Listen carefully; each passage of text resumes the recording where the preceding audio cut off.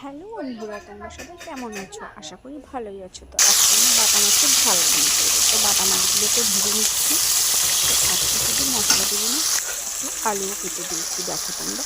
তো মাছগুলোকে দেখো আমার ভাজা হয়ে গেছে, তুলে নিলাম। মাকুকে চাটা দিয়ে এবার দে ওই না, তেলে চলে গেল কালো তো। জিরা দিয়ে দিলাম। কালো জিরা দেওয়ার পরে আলুগুলোকে ভেজে নিব এখন, আর পেঁয়াজও দিয়ে দিলাম।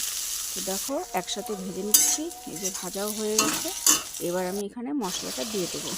তো মশলাটার মধ্যে পেঁয়াজ, টমেটো, লঙ্কা, একটু সর্ষে দেওয়া আছে। তো এই যে দেখো মশলাটা বেশ কষেছে আর তেলও বেরিয়েছে। এবার জল দিয়ে দিলাম। জল দেওয়ার পর একটু ফুটলে বাটা মাছগুলো সব দিয়ে দেবো। তো এই যে দেখো ফুটছে, আমি মাছগুলো সব ছেড়ে দিলাম। তো এটা দিয়ে একটু 2-4 মিনিট রেখে ধনেপাতা দিয়ে আমি নামিয়ে নেব। তো তোমরা বাটা মাছ খাও? একবার দিয়েছি, আবারও দিয়েছি বাটা মাছের তরকারি। তো দেখো এই যে আমি এবার নামিয়ে নিলাম আর গরম গরম পরিবেশন করলাম। দারুণ স্বাদ। তো তোমরা সবাই ভালো থাকবে, নেক্সটে আবার দেখা হবে, টাটা।